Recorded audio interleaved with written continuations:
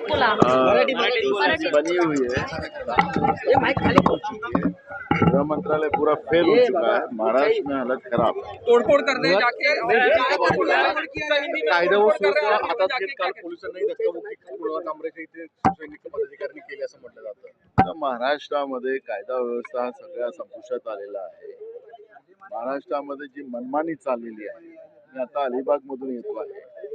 अलिबाग मध्ये इथल्या जिल्हाधिकारी आणि शासनाच्या मंत्री आणि त्याच्या परिवाराचं जे काही कामकाज चाललेलं आहे, सगळं भराव भरला जातो आहे। पर्यावरणाचं तिथं नुकसान केलं जात आहे, कुठले नियम कायदे नाही आणि राज्य बरबडून कसं काढता येईल, लुटता कसं येईल त्याच्यावर हे सरकार काम करते आहे। आणि महाराष्ट्रामध्ये काल झालेली जी घटना आहे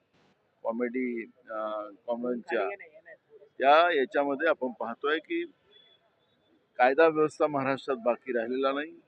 ज्याला वाटतं तो आपल्या पद्धतीनं वागतो आहे, अशी परिस्थिती या महाराष्ट्रात सुरू आहे। पण कुणाल कामरा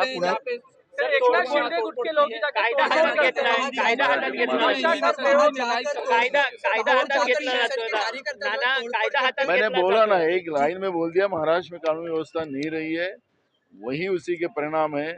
और महाराष्ट्र से लोग भयभीत होकर महाराष्ट्र छोड़ के जा रहे हैं। महाराष्ट्र के उद्योग खत्म होते जा रहे हैं। एक तरफ सरकार आह्वान करती है कि महाराष्ट्र को शांत रखना चाहिए और खुद ही सरकार इस तरह की अगर बदमाशी पे आते किसी को तोड़फोड़ करना चाहते हैं तो इसका मतलब है कि महाराष्ट्र को पूरा खत्म करना ये सरकार चाहती है। राहुल सोलापूरकर, प्रशांत कोरटकर यांच्यावरती कह रहे हैं कि हम जाके मुकाबला करेंगे। अरे मराठी होऊ द्या ना यार, काय सुरू आहे? जो स्टँड अप कॉमेडी भूमिका घेतलेली आहे, यापूर्वी देखील वेगवेगळ्या कॉमेडियन जे आहेत त्यांनी पॉलिटिकलवर क्रायसिस केल्यानंतर प्रत्येक राजकीय पक्ष वेगवेगळा स्टँड घेताना दिसून येतो।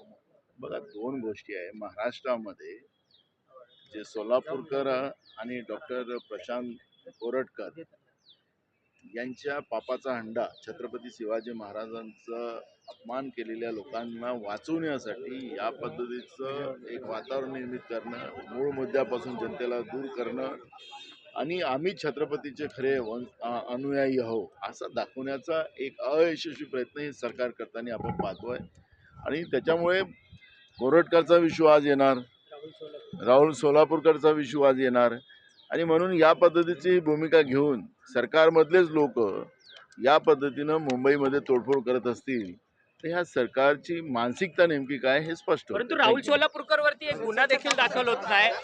कुणाल कामरावरती अनेक ठिकाणी एफआयआर होतात ना, अनेक ठिकाणी कुणाल कामरावरती एफआयआर होतात। राहुल सोलापूरकर एक साधा गुन्हा दाखल होत नाहीये गेल्या अनेक दिवसांपासून। दिल्लीच्या हकांचा आशीर्वाद राहुल सोलापूरकरवर आहे आणि दिल्लीच्या हकांच्या आशीर्वादानंच राहुल सोलापूरकरवर कुठलीही कारवाई होत नाही।